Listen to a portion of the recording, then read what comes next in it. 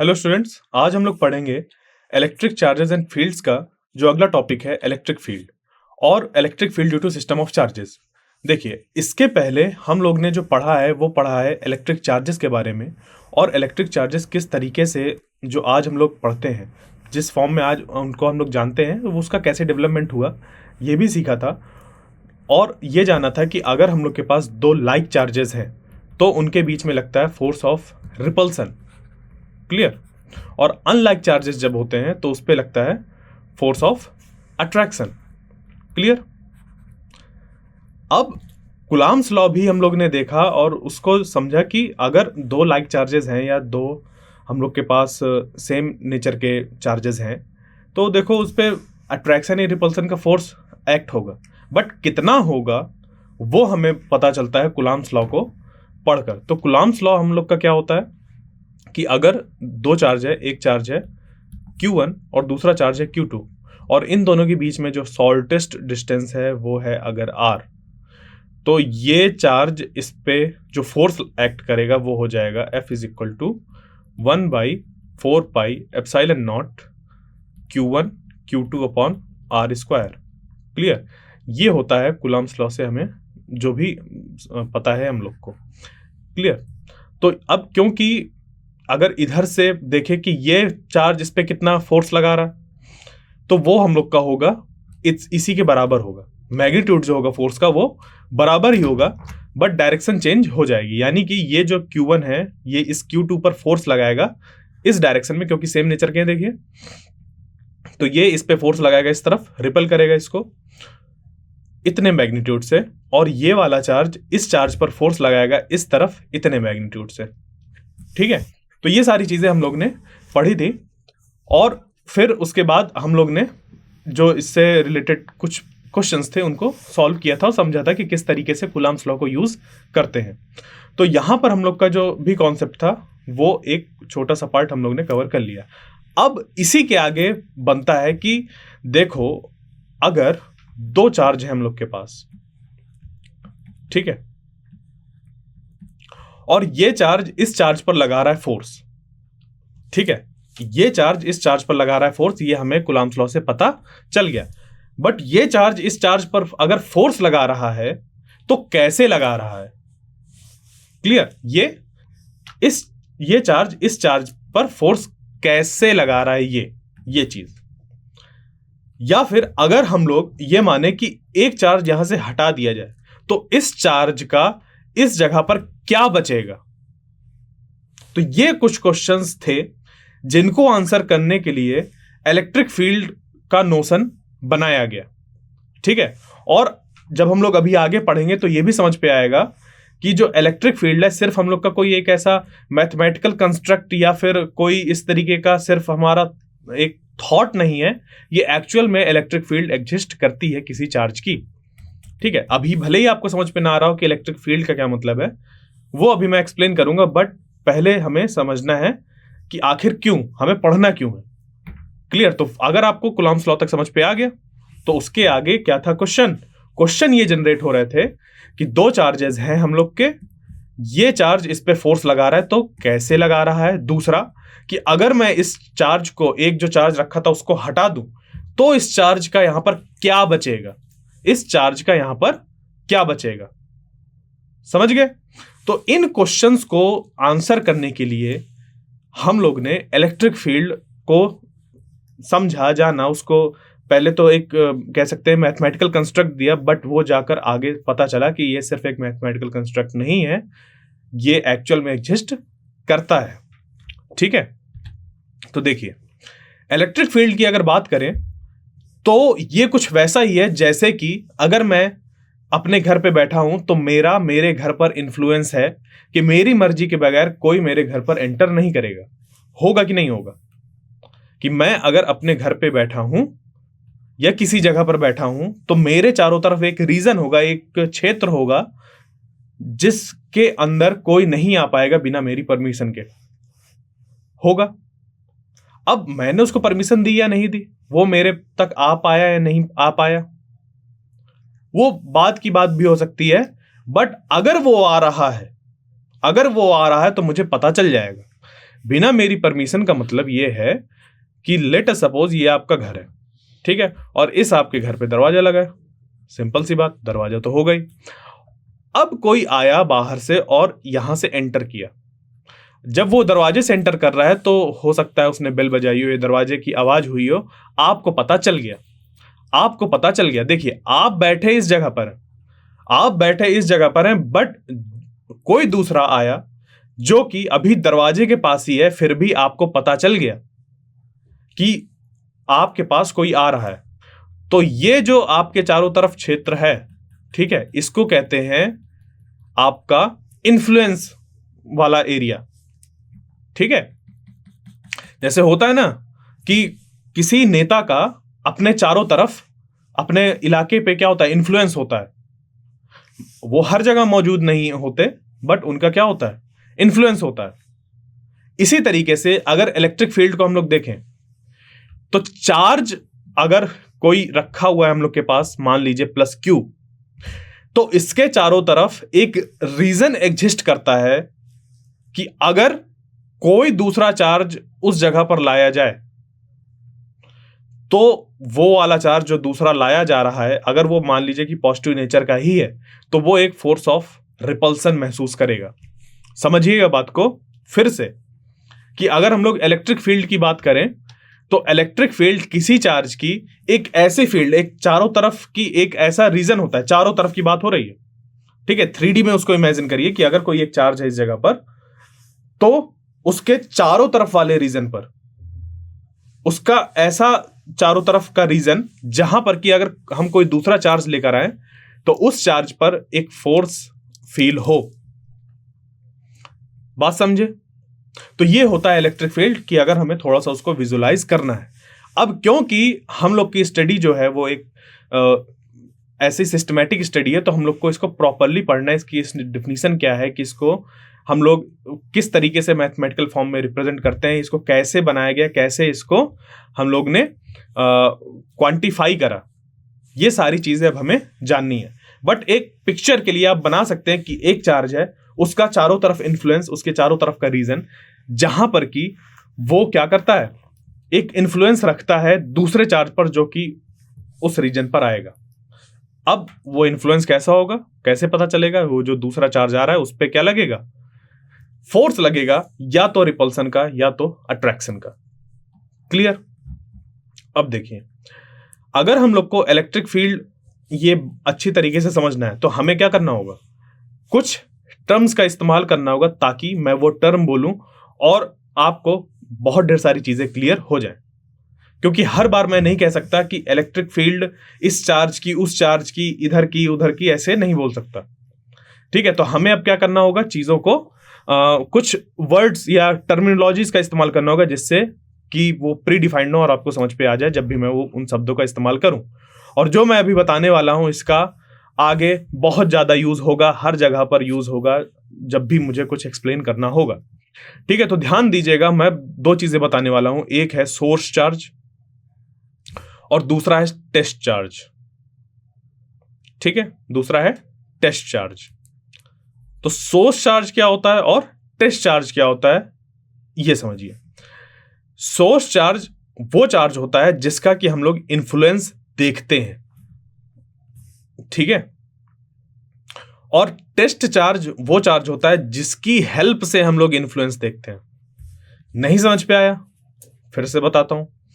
देखिए, source charge ऐसा charge जिसकी इलेक्ट्रिक फील्ड हमें मेजर करनी होती है, या जिसकी इलेक्ट्रिक फील्ड हमें जाननी होती है, या जिसकी इलेक्ट्रिक फील्ड हम लोग पता करते हैं, वो कहलाता है सोर्स चार्ज। इसका जो मैग्नीट्यूड होता है वो फाइनाइट होता है और कुछ बड़ा होता है ये, ठीक है। इसका हम लोग पॉइंट चार्ज मानकर इसको चलते हैं, ठीक है। सोर्स चार्ज जो मैंने अभी 3 पॉइंट्स बताए, ये आपको ध्यान रखने हैं। कौन कौन सा? कि ये जो सोर्स चार्ज होता है ये हमारा एक मान के चलते हैं कि ये फाइनाइट साइज का है, इसका कुछ पॉजिटिव या निगेटिव मैग्नीट्यूड हो सकता है, क्लियर। और इस पे दूसरे चार्जेस का इन्फ्लुएंस नहीं होता, ठीक है। समझ गए? इतना हमें सोर्स चार्ज के बारे में पता होना चाहिए कि अगर मैंने सोर्स चार्ज बोला यानी कि मैं उस चार्ज की बात कर रहा हूं जिसकी मुझे स्टडी करनी है या जिसकी मुझे इलेक्ट्रिक फील्ड फाइंड करनी है, मैं उसकी बात कर रहा हूं सोर्स चार्ज बोलकर। ठीक है, अब आती है बात टेस्ट चार्ज की। तो टेस्ट चार्ज क्या होता है? टेस्ट चार्ज जो डिफाइंड है वो कुछ इस तरीके से डिफाइंड है कि एक बहुत ही छोटा चार्ज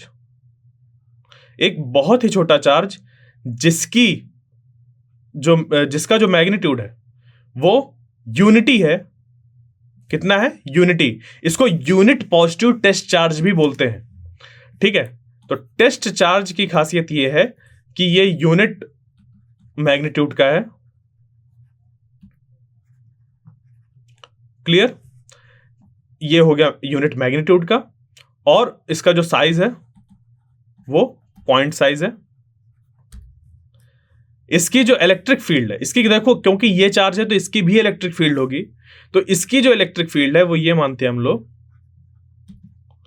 वो बहुत ही छोटे से रीजन पर है, यानी कि जितना उसका साइज है चार्ज का उतने ही साइज की इलेक्ट्रिक फील्ड है, उससे बड़ा कोई उसका रीजन नहीं है। ठीक है, बात क्लियर हुई? तो यहां पर जो टेस्ट चार्ज है हमें उसकी ये प्रॉपर्टी पता होनी चाहिए। साथ ही साथ जो ये टेस्ट चार्ज होगा ये किसी दूसरे की इलेक्ट्रिक फील्ड के साथ छेड़छाड़ नहीं करेगा। इसका क्या मतलब है? देखिए, टेस्ट चार्ज का सिंपल सा मतलब है कि हमें किसी दूसरे चार्ज की इलेक्ट्रिक फील्ड को पता करना है। टेस्ट चार्ज यानी कि हमें किसी दूसरे चार्ज की इलेक्ट्रिक फील्ड को पता करना है, ना कि चेंज करना है। क्लियर? तो इस टेस्ट चार्ज का मैं इस्तेमाल कर रहा हूं इसकी इलेक्ट्रिक फील्ड को मेजर करने के लिए, ना कि इसकी इलेक्ट्रिक फील्ड चेंज करने के लिए। तो ये टेस्ट चार्ज ऐसा होना चाहिए कि जब मैं इसका इस्तेमाल करूं तो क्या हो, ये जो हम लोग का रीजन है इसके चारों तरफ वाला, उस पे किसी भी तरीके से इलेक्ट्रिक फील्ड का चेंज ना हो। यानी कि आप इसको ऐसा समझ सकते हैं कि जैसे आपके पास मान लीजिए कि एक गिलास है। ठीक है, एक गिलास है और उस पे पानी भरा हुआ है। आपको मेजर करना है इसकी हाइट। ठीक है, आपको मेजर करना है इसकी हाइट कि अंदर इसकी मतलब हाइट क्या, इसकी डेप्थ कितनी है, आपको ये पानी कितना अंदर भरा हुआ है आपको ये पता करना है। ठीक है, मान लीजिए कि पानी यहां तक भरा हुआ है, तो आपको क्या करना है, पता करना है कि इस पानी की डेप्थ कितनी है। तो आप क्या करेंगे, आप सिंपली इसके अंदर एक बहुत पतली सी अगर डंडी डाल दें, बहुत पतली सी वायर डाल दें या डंडी डाल दें, तो आप उसकी हाइट को मेजर करके बता सकते हैं कि पानी का लेवल कितना है। समझिएगा बहुत गौर से। इसी में आप दूसरी चीज भी कर सकते हैं कि यहां पर एक बहुत मोटा रॉड डाल दें। अब देखिए यहां पर क्या होगा, जब आप एक बहुत मोटा रॉड इस पे इंसर्ट करेंगे तो इसका जो वाटर लेवल है वो इंक्रीज होगा कि नहीं हो जाएगा? हाँ या ना? वो भी सिग्निफिकेंट अमाउंट में चेंज हो जाएगा। देखिए दोनों केस को समझिए। इस केस में क्या हुआ कि आपने इसको इंसर्ट किया और इसकी हाइट मेजर कर ली without any significant change in its height, जबकि जब आप इतना मोटा रॉड इस पे इंसर्ट करेंगे उसकी हाइट को चेक करने के लिए, तो ये सिंपली जो वाटर की डेप्थ थी उसको भी इंक्रीज कर देगा, उसकी हाइट को मतलब इंक्रीज कर देगा, क्योंकि ये बहुत मोटा है पहले से। यानी कि ये क्या कर रहा है, जिस भी चीज को हमें मेजर करना है उसी को चेंज किए दे रहा है, जबकि ये नहीं कर रहा। तो जो टेस्ट चार्ज होता है वो कुछ इस तरीके का होता है कि उसकी हेल्प से हम लोग जो सोर्स चार्ज है उसकी इलेक्ट्रिक फील्ड की वैल्यू को मेजर कर ले without any change in the system. हम किसी भी तरीके से सिस्टम पर चेंज ना लाएं, और लाए भी तो सिग्निफिकेंट फिगर्स पे हो ही ना वो। ठीक है, वो नेग्लिजिबल हो, उस चेंज को हम लोग नेग्लिजिबल मान ले। तो इस वजह से हमें सोर्स चार्ज और टेस्ट चार्ज को समझना बहुत जरूरी है कि आखिर सोर्स चार्ज क्या होता है और टेस्ट चार्ज क्या होता है। बात क्लियर हो गई? ठीक है, तो अब देखिए यहां पर हम लोग किस तरीके से इलेक्ट्रिक फील्ड को डिफाइन करते हैं। तो चलते हैं कूलॉम्स लॉ पर। और क्योंकि हमें पता है कि अगर दो चार्ज यहां पर हैं, एक चार्ज Q1 और दूसरा चार्ज Q2, और इनके बीच की डिस्टेंस अगर r है तो इस पे लगने वाला जो फोर्स होता है वो होता है 1/4 pi epsilon naught Q1 Q2 upon r square. हाँ या ना? पता है, बिल्कुल पता है। और हम लोग ने जो इलेक्ट्रिक फील्ड है उसको समझा है कि किसी चार्ज के चारों तरफ का रीजन जहां पर कि वो इन्फ्लुएंस शो करे किसी दूसरे टेस्ट चार्ज पर। ठीक है, तो यहां पर जो टेस्ट चार्ज है उस पे ये या तो फोर्स ऑफ अट्रैक्शन लगाएगा या फोर्स ऑफ रिपल्सन लगाएगा। यानी कि सिंपली हम लोग कह सकते हैं कि इस टेस्ट चार्ज पर ये सोर्स चार्ज क्या अप्लाई करेगा? फोर्स अप्लाई करेगा। क्लियर? एक और चीज, सोर्स चार्ज को हम लोग कैपिटल क्यू से यहां पर रिप्रेजेंट करेंगे और टेस्ट चार्ज को स्मॉल क्यू से। ठीक है, इतना ध्यान। तो अब देखिए कि मान लीजिए कि यहां पर इस पॉइंट पर एक टेस्ट चार्ज रखा हुआ है स्मॉल क्यू, जहां से कि मान लीजिए कि ये क्यू था उसको हम कहीं दूर से लेकर आ रहे थे और इस पॉइंट पर आते ही इस क्यू पर लगने लगा फोर्स। क्या लगने लगा? इस क्यू पर लगने लगा फोर्स। तो यही यहां से लेके यहां तक इसके चारों तरफ क्या होगी? इलेक्ट्रिक फील्ड एग्जिस्ट करेगी। और अब हमें इलेक्ट्रिक फील्ड फाइंड करनी है, उसका एक्सप्रेशन फाइंड करना है, तो वो बन जाएगा कुछ ऐसा। देखिए, F is equal to 1/4 pi epsilon naught Q1 Q2 की जगह पर Q हमारा सोर्स चार्ज की वैल्यू आ गई और स्मॉल q वो वैल्यू आ गई किस चीज की? टेस्ट चार्ज की। ठीक है, तो ये बन गया 1/4 pi epsilon naught Q upon r square और r वेक्टर इस तरफ, यूनिट वेक्टर इस डायरेक्शन पे है। ठीक है, इस डायरेक्शन पर ये r कैप है। क्लियर?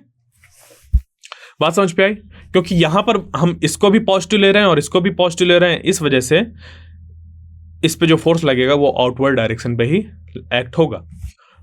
ठीक है, यहां तक क्लियर? यहां तक कोई डाउट?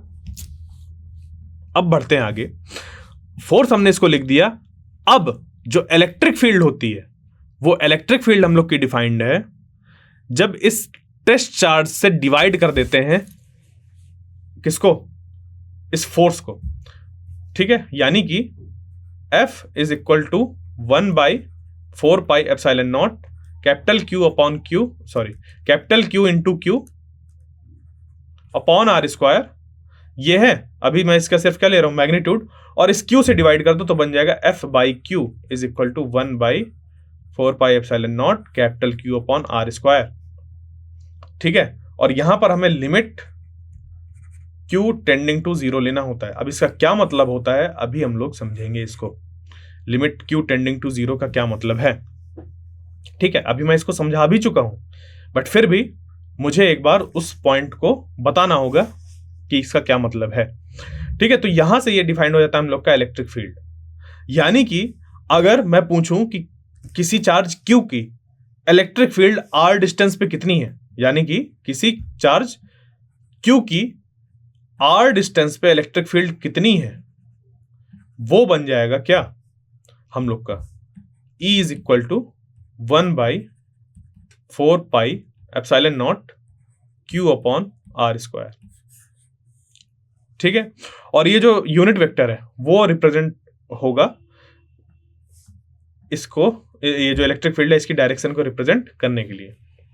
क्लियर? और ये जो r कैप है वो हो गया r वेक्टर अपॉन r। यहां पर ये r वेक्टर होगा और नीचे मॉड ऑफ r होगा।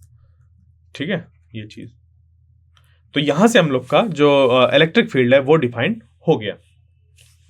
अभी ये जो लिमिट वाली बात थी वो क्या है, और जो हम लोग ने क्वेश्चन राइज किया था कि अगर इस जगह से चार्ज को हटा दे तो यहां पर बचेगा क्या, तो वही चीज है कि जैसे यहां पर दो चार्ज थे, एक चार्ज को अगर हटा दिया जाए तो यहां पर बचेगी इस चार्ज की इलेक्ट्रिक फील्ड। क्लियर? इस चार्ज की क्या बचेगी? Electric field. और यह भी कहा जा सकता है कि इस चार्ज की इलेक्ट्रिक फील्ड है यहां पर जो कि इस चार्ज Q2 पर फोर्स लगा रही है।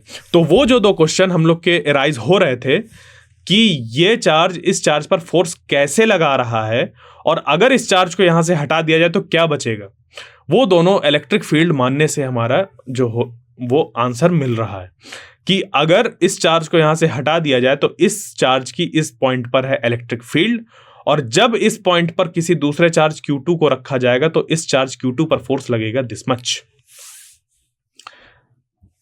क्लियर? बात समझ पे आ गई?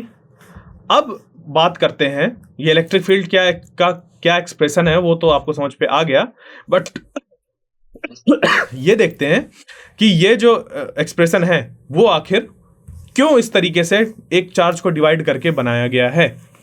ठीक है, तो इसके लिए कुछ ऐसा है कि अगर मैं अभी जो मैंने एग्जांपल लिया कि Q1 और Q2 ये हो गया, और इनके बीच की डिस्टेंस है R। ठीक है, ये डिस्टेंस R ले ली। अब ये इनके बीच में डिस्टेंस R है, यानी कि अगर मैं बात करूं कि ये इस पे फोर्स कितना लगाएगा, ये वाला चार्ज इस पे फोर्स कितना लगाएगा, तो उसको आप सिंपली लिख सकते हैं F is equal to 1 divided by 4 pi epsilon naught Q1 Q2 upon R square. ये हमने लिख दिया, सिंपल। अब इस चार्ज को मैंने कहा कि हटाया जाए तो यहां पर क्या बचेगा, तो यहां पर बचेगी इलेक्ट्रिक फील्ड। यहां पर बचेगी क्या, इलेक्ट्रिक फील्ड। तो इस चार्ज को हटाया कैसे जाए, इस चार्ज को हटाया कैसे जाए Q2 को।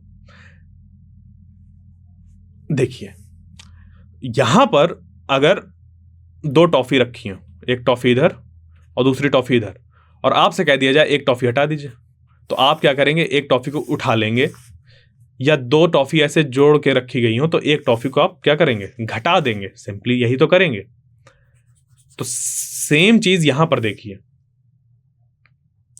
यहां पर Q2 मल्टीप्लाई में है इस पार्ट के, और हमें यहां से इस पूरे टर्म से Q2 को हटाना है, तो क्या करना पड़ेगा, Q2 डिवाइड करना पड़ेगा। Q2 को यहां से हटाने के लिए Q2 से यहां पे डिवाइड कराना पड़ेगा। तो Q2 से अगर डिवाइड कराएं हम लोग,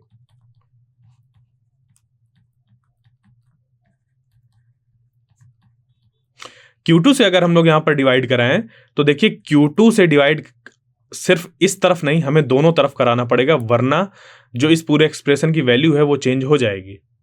तो इसी वजह से जो Q2 है इधर हम लोग ने ऐसे डिवाइड पे लगाया, और इधर भी Q2 लगा देंगे।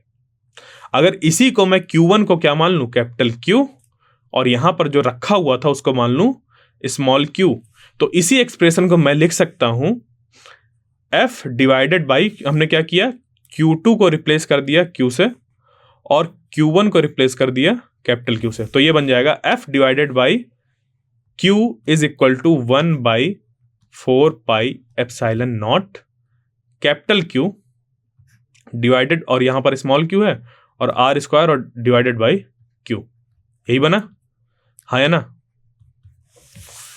तो अब ये Q से Q क्या हो जाएगा, डिवाइड हो जाएगा। हमने दोनों तरफ क्यों डिवाइड किया, क्योंकि ये हमारा मैथमेटिक्स का रूल होता है कि जब भी हमें एक अगर कोई ऑपरेशन कर रहे हैं, जैसे कि यहां पर हम Q से डिवाइड कर रहे हैं, तो इधर भी Q से डिवाइड करना होगा, वरना इस पूरे इक्वेशन की जो वैल्यू है वो चेंज हो जाएगी। तो इसी वजह से जब ऐसा किया तो ये बन गया F by Q is equal to 1 by 4 pi epsilon naught capital Q by R square. अब देखिए यहां पर मैंने कोई नई चीज नहीं करी है, सिंपली आप इस Q को इधर भी उठाकर ला सकते थे, बट ऐसे ये सब उठ के नहीं आता है, ये ऐसा ही होता है, दोनों तरफ इसको डिवाइड ही करना पड़ता है, और एक इधर से इधर कैंसिल आउट हो जाता है। तो हमें लगता है कि इस Q को हम लोग उठा कर ले आए थे इस तरफ, नहीं, ऐसा नहीं होता है। जो अभी मैंने बताया वैसा करना पड़ता है। क्लियर? तो ये बन गया हम लोग का क्या expression, F divided by Q is equal to 1 by 4 pi epsilon naught capital Q upon R square. अब इसी को और सही तरीके से इलेक्ट्रिक फील्ड की डिफिनीशन, क्योंकि हमें एक और चीज को इंक्लूड करना है अभी, कि ये जो Q यहां से हटाया गया, वो जो वहां पर पहले रखा हुआ था उसकी वैल्यू बहुत कम थी, ठीक है, ताकि इसकी फील्ड को वो इन्फ्लुएंस ना करे किसी तरीके से। ठीक है, कैसे, अभी मैं इसको एक बार और बताऊंगा। यहां पर अभी देखिए उसके लिए क्या करेंगे, limit q tending to zero, यानी कि हमें ये जो स्मॉल क्यू लेना है उसकी वैल्यू टेंडिंग टू जीरो लेनी है, तब ये जाकर हम लोग की इलेक्ट्रिक फील्ड डिफाइन होती है। क्लियर? यानी कि अगर इलेक्ट्रिक फील्ड की डिफिनीशन पूछी जाए तो डिफिनीशन हो जाएगी ये कि electric field due to a charge q at a point in space may be defined as the force that a unit positive charge would experience if placed at that point. ठीक है, तो electric field किसी charge q की वजह से जो होती है किसी स्पेस में, तो इस क्यू की वजह से इस स्पेस पे अगर इलेक्ट्रिक फील्ड की बात करी जाए कितनी है, तो वो होगी इस चार्ज पर रखे गए स्मॉल क्यू में लगने वाले फोर्स के बराबर। और ये जो होता है यूनिट पॉजिटिव टेस्ट चार्ज हम लोग का बहुत छोटा होना चाहिए। ठीक है, तो इससे ही हम लोग का बन जाता है ये definition, limit q tending to zero. क्यों? क्योंकि इसकी इलेक्ट्रिक फील्ड इसके साथ इन्फ्लुएंस नहीं होना चाहिए। ठीक है, इसको अभी अगर नहीं समझ पे आ रहा तो मैं एक और एग्जांपल देता हूं, उससे समझ पे आ जाएगा। क्या मतलब है इसका? पहले तो वो जो मैंने ग्लास वाला था वो तो बता ही दिया कि हमें जिसका इस्तेमाल करना है मेजर करने के लिए, वो सिस्टम में किसी भी तरीके का इफेक्ट नहीं शो करना चाहिए, उसका सिस्टम में किसी तरीके से इफेक्ट्स शो नहीं करना चाहिए।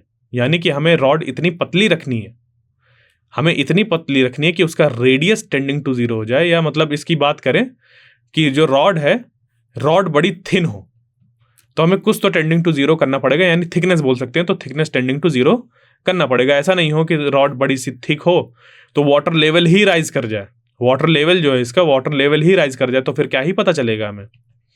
जहां पर पहले हाइट 5 सेंटीमीटर थी, अब वो इसको डिप करने के बाद वो 6 सेंटीमीटर हो गई। एक्चुअल जो थी वो 5 थी, बट इसको डिप करने के बाद 6, और आपने बोल दिया 6, तो 6 सेंटीमीटर तो रॉन्ग हो गई ना। जबकि जब आपने इसको पुट किया तो जो लेवल राइज हुआ वो 0.0005 या 0.001 ऐसा कुछ हुआ। यानी कि अगर देखा जाए तो 5 सेंटीमीटर ही उसकी हाइट थी इसको डिप करने के बाद भी, और इससे हम लोग ने इसकी हाइट को मेजर कर लिया। ठीक है, बट अभी अगर चार्ज की बात कर रहे हैं तो ये कुछ ऐसा है कि मान लीजिए कि एक चार्ज क्यू है और इसकी जो इलेक्ट्रिक फील्ड है इधर, और आप कोई दूसरा चार्ज लेकर आ रहे हैं जिसकी खुद की इलेक्ट्रिक फील्ड है, क्योंकि आप चार्ज में ऐसे डिस्टिंग्विश नहीं कर सकते कि ये चार्ज अलग है ये चार्ज अलग है। हर चार्ज की क्या होगी, जो प्रॉपर्टी है वो सेम ही होगी कि अपने चारों तरफ इलेक्ट्रिक फील्ड रखेगी, बट इलेक्ट्रिक फील्ड कम ज्यादा जरूर हो सकती है। तो मान लीजिए कि कोई यहां पर चार्ज आप लेके आ रहे थे, ठीक है, क्यू एल, मान लीजिए कि क्यू एल चार्ज लेकर आप आ रहे थे इसके पास, और ये इलेक्ट्रिक फील्ड और ये इलेक्ट्रिक फील्ड जब आप इसको पास लाते गए, तो ये जब ये पूरा का पूरा चीज यहां तक पहुंच जाएगा कि चार्ज यहां पर है और उसके चारों तरफ इलेक्ट्रिक फील्ड यहां पर है, तभी से इस चार्ज पर क्या लगने लगेगा, फोर्स लगने लगेगा रिपल्सन का। अगर पॉजिटिव लेकर चल रहे हैं तो ये इस पे, इस पॉइंट पे जब चार्ज यहां पर था तभी से फोर्स लगने लगा। क्यों? क्योंकि इसकी खुद की इलेक्ट्रिक फील्ड थी इतनी दूर तक, और इसकी इलेक्ट्रिक फील्ड तो इतनी दूर तक थी। तो इसकी वजह से हमें क्या लगेगा कि ये जो चार्ज है इसकी इलेक्ट्रिक फील्ड यहां से हम लोग की क्या हो रही है, यहां तक है, मतलब इलेक्ट्रिक फील्ड हमें ये लगेगा कि यहां तक है। जबकि ब्लू कलर से जो ये लाइन बनी ये वाली, ये हम लोग की एक्चुअल इलेक्ट्रिक फील्ड यहां तक नहीं शो हो रही है। ठीक है, समझ रहे हैं बात को? यहां तक एक्चुअल में इलेक्ट्रिक फील्ड शो नहीं हो रही। इसी वजह से ये जो QL है इसकी वैल्यू इतनी छोटी करनी पड़ती है, टेंडिंग टू जीरो करनी पड़ती है, ताकि इसकी खुद की इलेक्ट्रिक फील्ड जो हो वो इतनी छोटी हो जाए कि जब इस चार्ज को यहां तक लाया जाए तो इसकी इलेक्ट्रिक फील्ड यहीं पर ही कन्फाइंड हो, तो एक्चुअल इलेक्ट्रिक फील्ड जो है इस सोर्स चार्ज की वो चेंज ना हो, हमें उस पर किसी भी तरीके का चेंज समझ पे ना आए। ये बात क्लियर हो गई? क्लियर? अब इससे हम लोग जो इलेक्ट्रिक फील्ड है उसकी SI यूनिट भी डिफाइन कर सकते हैं, और वो बन जाएगा फोर्स अपॉन चार्ज। तो फोर्स क्या होता है हमारा, फोर्स की SI यूनिट क्या होती है, न्यूटन, और चार्ज की होती है कूलॉम। तो जो इलेक्ट्रिक फील्ड की बनेगी SI यूनिट वो हो जाएगी SI यूनिट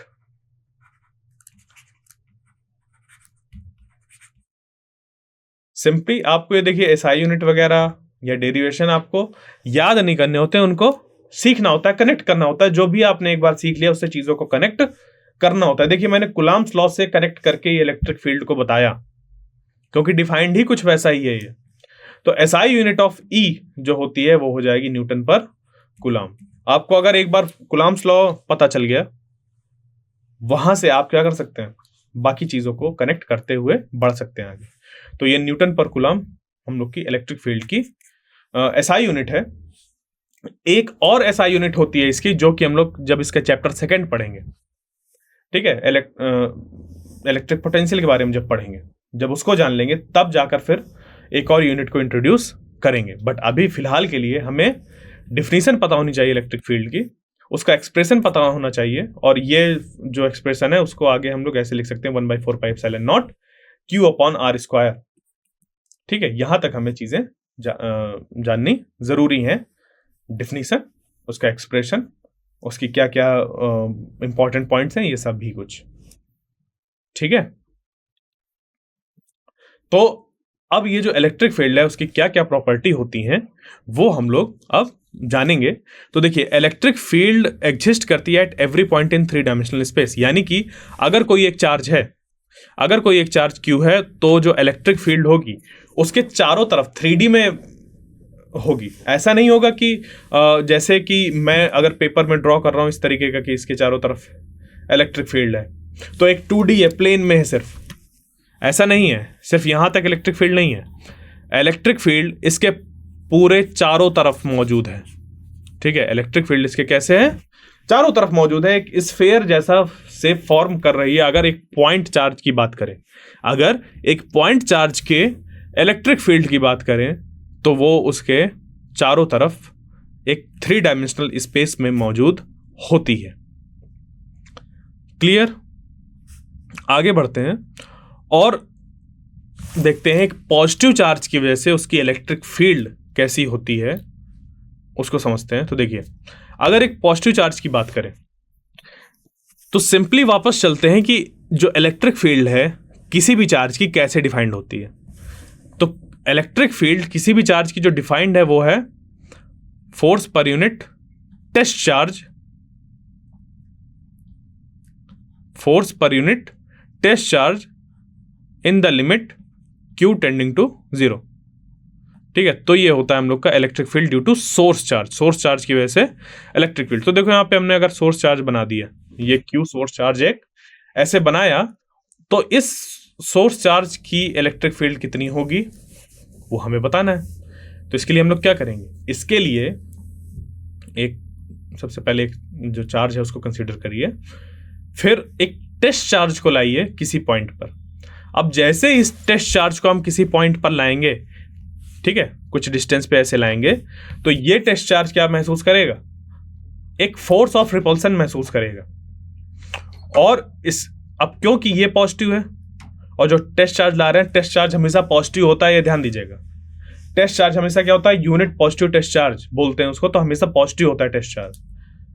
तो इस पॉजिटिव में जब इस पॉजिटिव को नजदीक लाया जाएगा, तो इस टेस्ट चार्ज पर लगेगा force of repulsion, force of repulsion, और वो लगेगा रेडियली आउटवर्ड डायरेक्शन पे। ठीक है, तो हम लोग बोल सकते हैं कि जो इसकी इलेक्ट्रिक फील्ड होती है वो रेडियली आउटवर्ड डायरेक्शन में होती है। क्लियर? ये हमें यहां से जानकारी मिल गई, यहां से समझ पे आ गया। ठीक है, अब इसमें बढ़ते हैं आगे और देखते हैं कि अगर एक निगेटिव चार्ज हो, ठीक है, अब क्या हो हम लोग के पास, अगर एक निगेटिव चार्ज हो तो उस निगेटिव चार्ज की जो इलेक्ट्रिक फील्ड है वो कैसी होगी। तो जो निगेटिव चार्ज होता है, उस निगेटिव चार्ज की इलेक्ट्रिक फील्ड उसके चारों तरफ अगर हमें डिफाइन करनी है तो लाना होगा टेस्ट चार्ज। तो टेस्ट चार्ज को हम जैसे ही लेकर आए इस जगह पर, तो इस टेस्ट चार्ज पर फोर्स किस डायरेक्शन में लगेगा, क्योंकि जो टेस्ट चार्ज होता है वो हमेशा कैसा होता है, पॉजिटिव। तो ये पॉजिटिव और ये नेगेटिव, तो पॉजिटिव नेगेटिव यानी कि अट्रैक्शन, फोर्स लगेगा इस तरफ। तो ये जो फोर्स लग रहा है ये कैसा है, रेडियली इनवर्ड डायरेक्शन में है।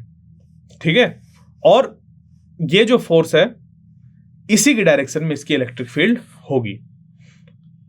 क्लियर? तो जो इलेक्ट्रिक फील्ड वेक्टर हुआ एक नेगेटिव पॉइंट चार्ज का, वो रेडियली इनवर्ड हुआ चारों तरफ से, ऐसे कहीं पर भी इस चार्ज को रख दो तो फोर्स उस पर सेंटर की तरफ ही एक्ट होगा। क्लियर? बात समझ पे आ गई? यहां से ऐसे हमें जो ये इलेक्ट्रिक फील्ड है due to a point charge, और वो भी कैसा, निगेटिव, उसकी वजह से ये इलेक्ट्रिक फील्ड हमें दिखाई गई है। क्लियर? अब देखिए इस पे एक और पॉइंट आता है, क्योंकि हम लोग जो इलेक्ट्रिक फील्ड का एक्सप्रेशन है, जहां पर कि इस एक्सप्रेशन को यूज करते हैं 1/4πε0 Q divided by R square.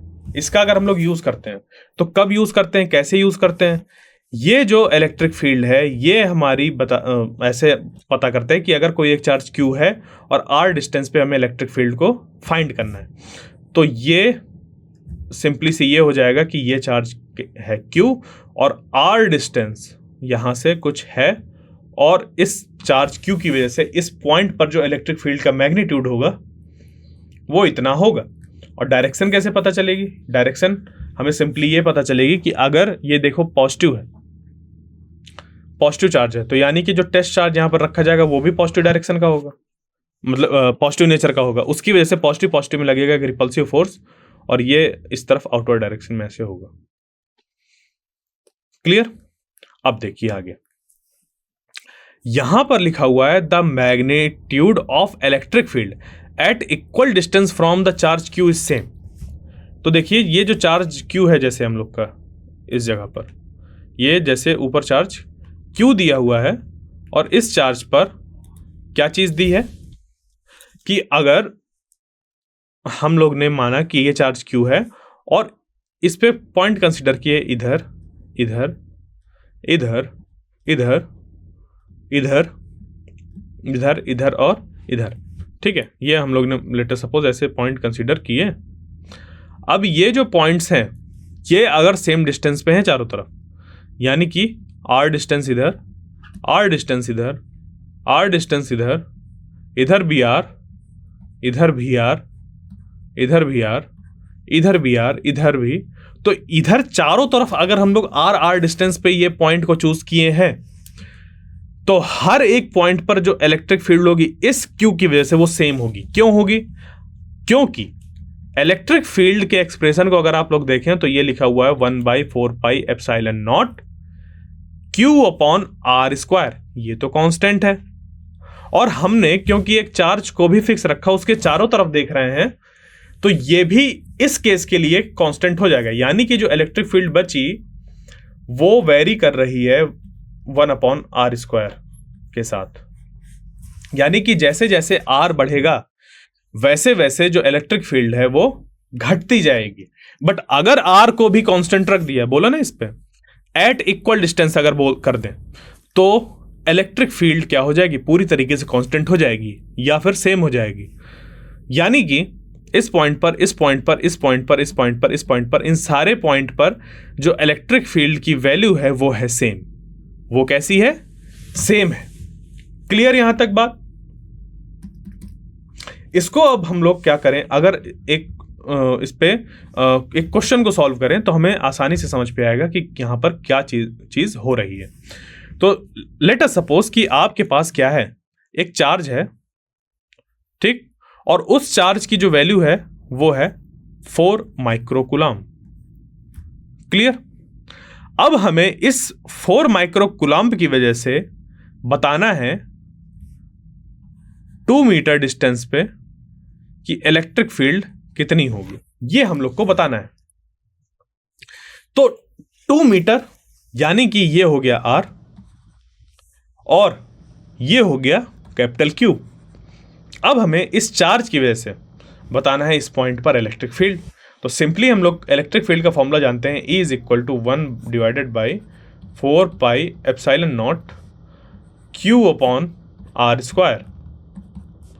और देखो यहां पर 1/4πε0 पे जो एप्सिलॉन नॉट होता है ये electrical permittivity of free space होती है, और electrical permittivity of free space का मतलब ये है कि ये कुछ ऐसा है कि ये प्रॉपर्टी कह सकते हैं आप अभी आपको ये आगे जब पढ़ेंगे और जाकर तो और क्लियर होगा, बट अभी आप क्या मान सकते हैं इसको कि ये एक तरीके की प्रॉपर्टी है, वैक्यूम की प्रॉपर्टी है या एयर की प्रॉपर्टी कह सकते हैं।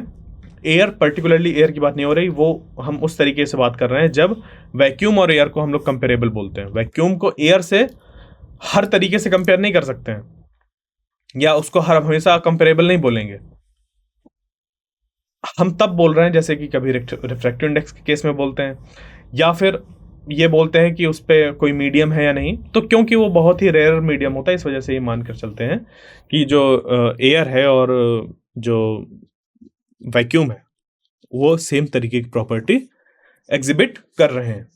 ठीक है, तो इस एप्सिलॉन नॉट को कहते हैं electrical permittivity of free space, और जो इसकी वैल्यू होती है वो होती है 8.85 इंटू 10⁻⁻12, और ये इसकी जो वैल्यू बन जाएगी वो यहाँ पर न्यूटन इनवर्स, और इसको डिवाइड करना होगा किससे, यहाँ पर हमें अगर इसकी अगर हमें निकालनी है, क्या कहते हैं, यूनिट निकालनी है, तो सिंपली हम लोग ऐसे निकाल सकते हैं कि कूलम्ब स्क्वायर और बन जाएगा यहाँ पर मीटर इनवर्स स्क्वायर। ठीक है, ये चीज़, तो यहाँ से हम लोग जो ये है इसको निकाल सकते हैं, इसकी यूनिट को हम लोग फाइंड कर सकते हैं। कैसे फाइंड करते हैं, आइए उसको एक बार इसको फाइंड भी कर लेते हैं, एप्सिलॉन नॉट की यूनिट को फाइंड कर लेते हैं। कैसे, देखिए हमें पता है कि जो ये ई है, ई की जो यूनिट होती है वो होती है न्यूटन पर कूलम।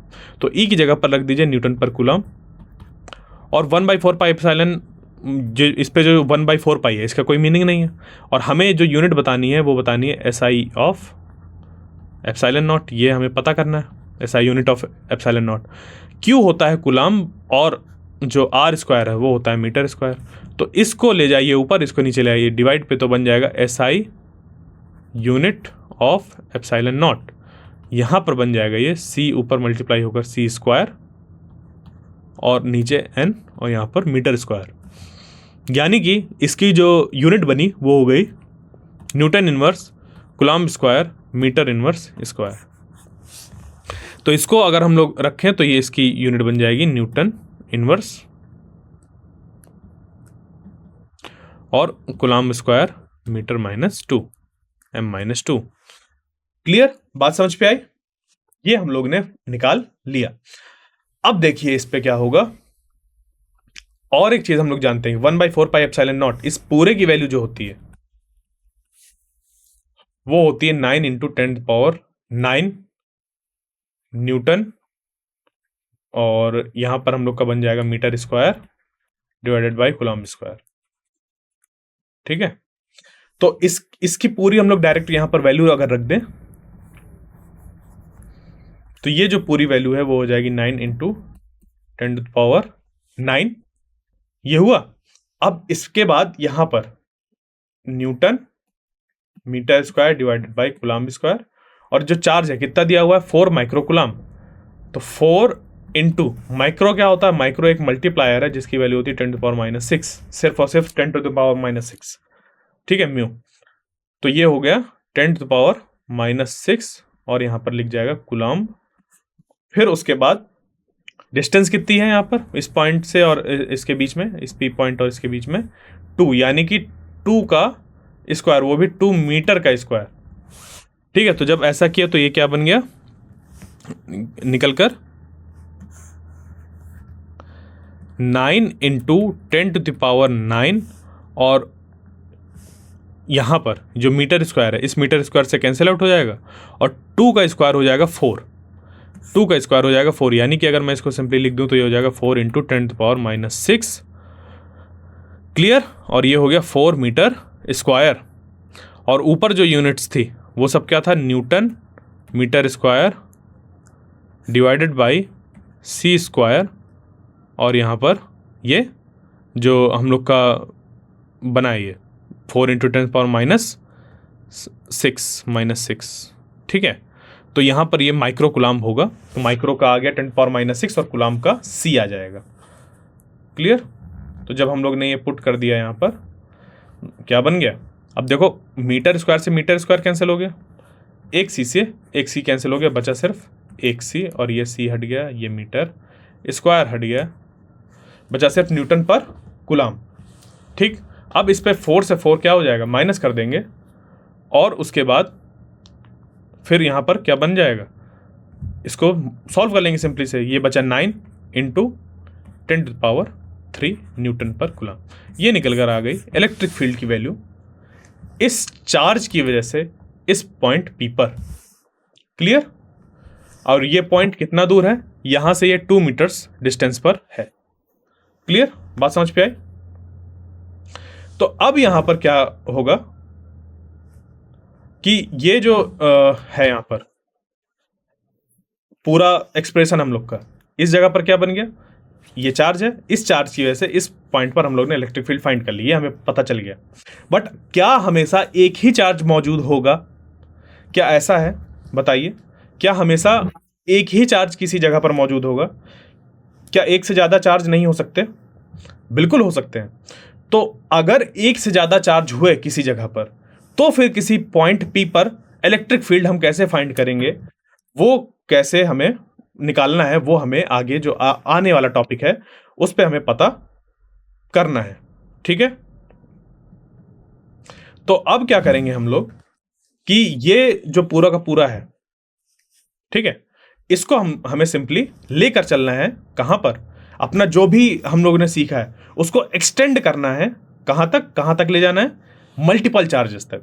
कि यहां पर एक जब सिस्टम ऑफ चार्जेस हो, ठीक, यहां पर क्या हो, यहां पर सिस्टम ऑफ चार्जेस हो, तब फिर किस तरीके से इलेक्ट्रिक फील्ड हमें फाइंड करनी है वो हमें जानना है। उसके पहले थोड़ा सा क्या करते हैं, जान लेते हैं इलेक्ट्रिक फील्ड इन वेक्टर फॉर्म। क्या समझ लेते हैं? इलेक्ट्रिक फील्ड इन वेक्टर फॉर्म। तो इलेक्ट्रिक फील्ड जब हम लोग वेक्टर फॉर्म में देखेंगे तो किस तरीके से उसको लिखेंगे, आइए समझते हैं। तो ये मान लीजिए कि कोई एक चार्ज है Q, और इस चार्ज Q की वजह से इस P पॉइंट पर हमें इलेक्ट्रिक फील्ड फाइंड करनी है। इस चार्ज से इसकी बीच की जो डिस्टेंस है वो है R। तो जो बनेगा यहाँ पर, अगर ये पॉजिटिव है तो जानते हैं कि इसकी जो इलेक्ट्रिक फील्ड होती है प्लस Q की, वो होती है रेडियली आउटवर्ड। अगर नहीं पता आपको तो आप बता सकते हैं कैसे। यहां पर पॉजिटिव टेस्ट चार्ज रखिए, और पॉजिटिव टेस्ट चार्ज जैसे ही पुट करेंगे, ऐसे इमेजनरी तरीके से आप इसको पुट करिए, तो ये प्लस सेम नेचर के फोर्स ऑफ रिपल्सन, यानी कि इस पे लगेगा धक्का बाहर तरफ, और यही डायरेक्शन होगी इलेक्ट्रिक फील्ड की। तो हम लोग ने यहां पर इलेक्ट्रिक फील्ड की डायरेक्शन ऐसे शो कर दी। ठीक है, ये बात समझ पे आ गई। अब हमें क्या करना है, जो इलेक्ट्रिक फील्ड का एक्सप्रेशन है उसको वेक्टर फॉर्म पे लिखना है। तो ये बन जाएगा 1/4πε0 Q divided by R square, और यहां पर जो एक्सप्रेशन लिखा जाएगा इस डायरेक्शन का लिखा जाएगा। अब इस डायरेक्शन में जो भी रेडियस वेक्टर होगा वो हम लोग पुट कर देंगे, और ये इलेक्ट्रिक फील्ड का एक्सप्रेशन निकल कर आ जाएगा, और इसको हम लोग पहले भी देख चुके हैं। क्लियर? यहां तक समझ पे आ गया? ये इलेक्ट्रिक फील्ड का एक्सप्रेशन है हम लोग का वेक्टर फॉर्म पे। ओके, अब देखिए, जैसे मैंने बात करी कि हमेशा हम लोग के पास जो एक सिस्टम है उसमें ऐसा नहीं होगा कि सिर्फ एक ही चार्ज हो। उस सिस्टम में कई ढेर सारे चार्ज होते हैं, तभी तो उसको सिस्टम ऑफ चार्जेस कहा जाएगा। उस केस में फिर हमें किसी पॉइंट पर अगर इलेक्ट्रिक फील्ड फाइंड करनी है तो क्या करना है, तो सिंपली हमें यह याद रखना है सुपरपोजिशन प्रिंसिपल। सुपरपोजिशन प्रिंसिपल क्या कहता है, इसको मैं थोड़ा जनरलाइज कर देता हूं। सुपरपोजिशन प्रिंसिपल की बात हमारी तब भी हुई थी जब हम लोगों ने कूलॉम्स लॉ के बारे में बात करी थी। तो सुपरपोजिशन प्रिंसिपल में यह होता है कि अगर कोई वेक्टर क्वांटिटीज है, देखिए जो इलेक्ट्रिक फील्ड है वो वेक्टर क्वांटिटी है, तभी तो उस पर डायरेक्शन हम लोगों ने बताई है। तो जो हम लोग की होती हैं वेक्टर क्वांटिटीज, अगर वो बहुत ढेर सारी हैं किसी रीजन पर, तो उनका हम सब करते हैं मिलाकर वेक्टर सम। यानी कि अगर E1 E2 E3 इस तरीके से बहुत ढेर सारे हैं हम लोग के पास, तो उस केस में हमें क्या करना होता है, ये जो क्वांटिटीज हैं इनको सम अप करना होता है। अब आखिर ये वेक्टर क्वांटिटीज क्या होती हैं, बात ये आती है। अभी आप ये जो वेक्टर क्वांटिटीज हैं इनको आगे चलकर और अच्छे तरीके से पढ़ेंगे, बट फिर भी आपने इसको 11th पे तो पढ़ा ही होगा वेक्टर क्वांटिटीज के बारे में। 11th के फिजिक्स पे भी है और 11th के हम लोग के मैथ्स पर भी है, ठीक है। तो वेक्टर क्वांटिटीज ऐसी क्वांटिटीज होती हैं जिसपे डायरेक्शन और मैग्नीट्यूड दोनों होता है। तो यहाँ पर अगर सिर्फ हम लोग बात करें कि इलेक्ट्रिक फील्ड के मैग्नीट्यूड को ऐड अगर कर दिया जाए तो नहीं कर सकते। उसके लिए हमें उसके मैग्नीट्यूड विद डायरेक्शन हमें ऐड करना होगा, क्योंकि वेक्टर क्वांटिटी में यही खास बात होती है कि भले ही दो चीजें ऐसी हों, अगर वो सेम डायरेक्शन में है तो एड अप होंगी, और वही दो चीजें अगर अपोजिट डायरेक्शन में तो एक दूसरे को कैंसिल आउट करेंगी। यही हमारा होता है सुपरपोजिशन प्रिंसिपल। सिंपल सा, ये आप इतना ध्यान रखिए, सुपरपोजिशन प्रिंसिपल ये है कि हमें कभी भी वेक्टर क्वांटिटीज जब दिखाई देती हैं और हमें उनका रिजल्टेंट निकालना होता है तो उसका वेक्टर एडिशन करना होता है। यानी कि सेम डायरेक्शन वालों को आप एडअप करिए, सेम डायरेक्शन वालों को एडअप करिए, और जो अपोजिट डायरेक्शन में है उनको माइनस करिए। इतना सा सिंपल है ये। बात क्लियर हुई? तो बस इसी चीज का यहां पर इस्तेमाल करेंगे कि देखो कितने चार्जेस हैं हम लोग के पास, जैसे Q1, Q2, Q3, Q4। इन चार चार्जेस की वजह से इस पॉइंट पर कितनी इलेक्ट्रिक फील्ड होगी हम लोग वो निकालेंगे, फिर उनका करेंगे वेक्टर सम। तो मान लीजिए कि चार्ज फर्स्ट की वजह से जो इलेक्ट्रिक फील्ड होगी उसका एक्सप्रेशन ये निकल कर आ गया, जहां पर कि E1 जो है वो इलेक्ट्रिक फील्ड को रिप्रेजेंट कर रहा है 1/4 पाई एप्सिलॉन नॉट में epsilon not electrical permittivity of free space है।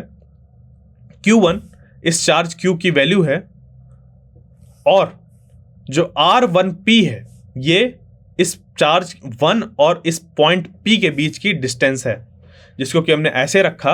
और R1P जो है ये R1P एक यूनिट वेक्टर है इस डायरेक्शन पे, इस डायरेक्शन का एक यूनिट वेक्टर है। यूनिट वेक्टर क्या होता है?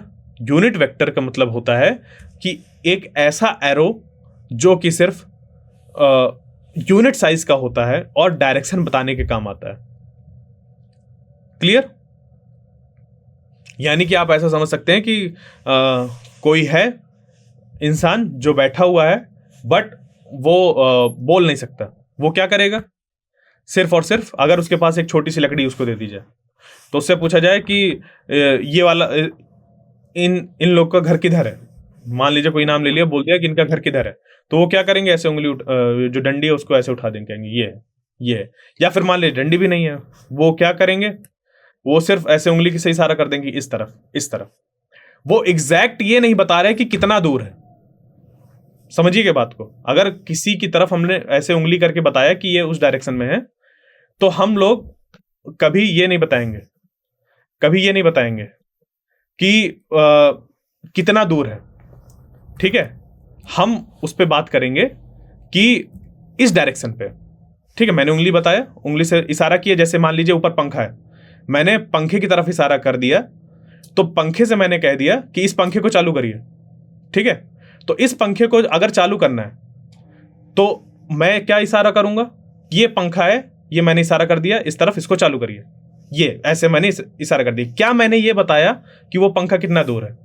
ठीक है, मैंने बताया क्या कि वो पंखा कितना दूर है? नहीं बताया मैंने सिर्फ इशारा किया। तो यूनिट वेक्टर भी इसी काम आता है, इशारा करने के, कि ये इस तरफ है, ये इस तरफ है, ये इसकी डायरेक्शन है, बस। तो यूनिट वेक्टर का काम क्या है? बताना कि किस तरफ कोई चीज मौजूद है, दैट्स इट। तो यहां पर जो ये चीज है वो बता रही है डायरेक्शन, कि जो इलेक्ट्रिक फील्ड है उसका मैग्नीट्यूड इतना है और उसका डायरेक्शन इस तरफ है। क्लियर है? बात समझ पे आ गई?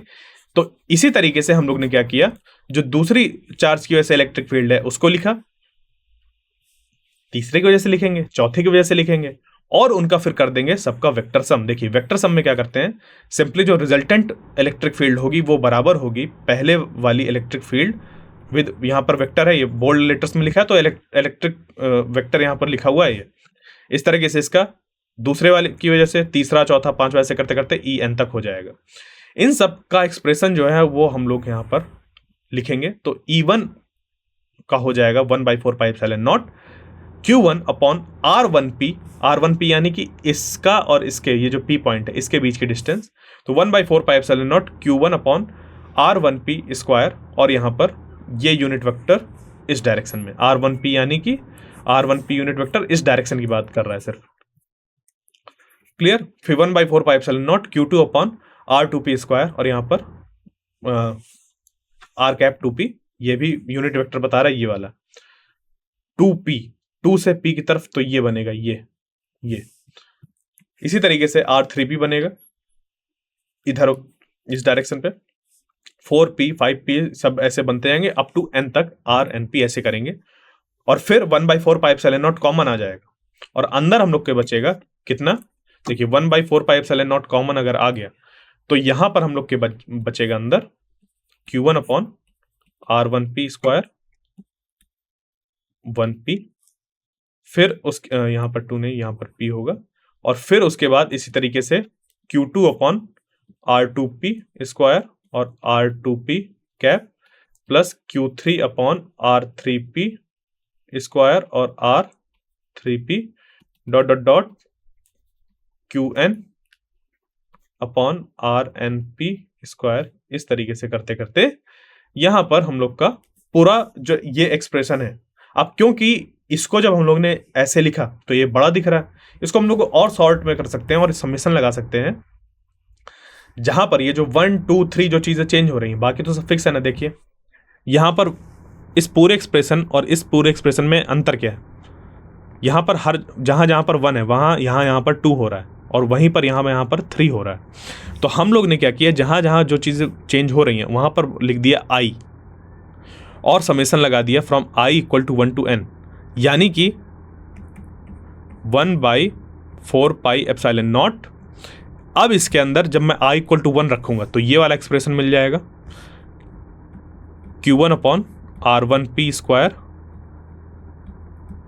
फिर जब 2 रखूंगा तो R2 अपॉन R2P स्क्वायर और R2P cap dot dot dot QN upon QN RNP square RNP cap. ये पूरा एक्सप्रेशन जो यहां पर था, इसके बाद वाला स्टेप उसको ऐसे छोटे फॉर्म पे लिख दिया गया है। ठीक है, तो ये होता है जब हम लोग के पास सिस्टम ऑफ चार्जेस होते हैं तो हमें इस तरीके से इसका इस्तेमाल करना होता है। बात क्लियर हुई, समझ पे आया? अब बहुत इंपॉर्टेंट बात है कि किसी भी तरीके का अगर हम लोग के पास क्वेश्चन आ रहा है, ये पूछा जा रहा है कि इलेक्ट्रिक फील्ड क्या होती है, और मान लीजिए कि बहुत ढेर सारे चार्जेस हैं और उन सब की वजह से किसी पॉइंट पर इलेक्ट्रिक फील्ड बतानी है, तो ये जो एक्सप्रेशन है कैसे आया क्या नहीं आया, इसके पीछे सिर्फ एक चीज काम कर रही है, सुपरपोजिशन प्रिंसिपल, यानी कि उसको हमें वेक्टोरियली सम कर देना है। और ये ध्यान रखिएगा, ये जो चीज मैंने बताई है कि सेम डायरेक्शन वाले कंपोनेंट्स जो होंगे वो एड अप होंगे, और जो अपोजिट डायरेक्शन वाले कंपोनेंट होंगे वो क्या होंगे, कैंसिल आउट होंगे। तो सिंपली यहां पर जो देखो इलेक्ट्रिक फील्ड बनेंगी E1 E2 E3 E4, इन सब के कंपोनेंट्स ब्रेक किए जाएंगे। मान लीजिए E1 को ब्रेक कर दिया EX और EY डायरेक्शन पे, तो ये बन जाएगा इधर ऐसे ऐसे, ठीक है, E1X और E1Y, यानी कि इस E1 के 2 कंपोनेंट ब्रेक कर दिए, एक एक X की तरफ और एक Y की तरफ। इसी तरीके से E2 के कंपोनेंट ब्रेक होंगे तो हो जाएगा E2X और E2Y। इस तरीके से फिर E3X E3Y, और इन सबको क्योंकि सब सारे के सारे क्या होंगे, एक ही डायरेक्शन में होंगे, उनको ऐड कर लेंगे और इनको ऐड कर लेंगे, और उसके बाद जो भी निकल कर आएगा, मान लीजिए कि EY निकल कर आ गया और ये EX निकल कर आ गया, तो फिर जो रिजल्टेंट होगा वो under root EX square plus EY square हो जाएगा। ठीक है, और इसको जब हम लोग प्रॉब्लम्स जैसे जैसे आती जाएंगी वैसे वैसे हमें ये समझ पे आता जाएगा कैसे इसको करना है। बट अभी सबसे पहले हमें जानना है कि इलेक्ट्रिक फील्ड आखिर होती क्या है, इलेक्ट्रिक फील्ड डिफाइन कैसी गई। तो कूलॉम्स लॉ से आप उसको कनेक्ट करके पढ़िए। कि वो कैसे डिफाइन हुई, तो हमेशा आपको याद रहेगा। इलेक्ट्रिक फील्ड का एक्सप्रेशन आप अलग से मत याद रखिए। कूलम्ब्स लॉ अगर आपको एक बार याद हो गया तो वहां से वो इलेक्ट्रिक फील्ड कैसे निकली है उस बात को याद रखिए। और अगर किसी पॉइंट पर इलेक्ट्रिक फील्ड निकालनी है तो कैसे निकालेंगे, उसके लिए उसका एक्सप्रेशन बन जाएगा, आप उसको बनाना सीखिए। फिर अगर बहुत ढेर सारे चार्जेस हैं, उनकी वजह से किसी पॉइंट पर इलेक्ट्रिक फील्ड निकालनी है, कैसे निकालेंगे, हर इंडिविजुअल चार्ज की वजह से इलेक्ट्रिक फील्ड निकालेंगे और उनका करना पड़ेगा हमें सुपरपोजिशन प्रिंसिपल लगाकर सम। ठीक है, वेक्टर सम करना पड़ेगा। और जैसे ही वेक्टर सम करेंगे तो कैसे करते हैं, वो हर एक जो सेम डायरेक्शन वाले कंपोनेंट्स होते हैं वो ऐड अप हो जाते हैं और अपोजिट डायरेक्शन वाले कैंसिल आउट। इतना ध्यान रखते हुए चीजों को सिंप्लीफाई करते चले जाएंगे। समझ गए? तो यहां पर हम लोग को आज का जो लेक्चर है उसको समाप्त करना होगा। और जो इसका अगला टॉपिक है जहां पर कि हम लोग इलेक्ट्रिक फील्ड लाइंस और इलेक्ट्रिक फ्लक्स के बारे में जानेंगे, तो इसी से आगे इसको कनेक्ट करते हुए लेकर चलेंगे। तो थैंक यू।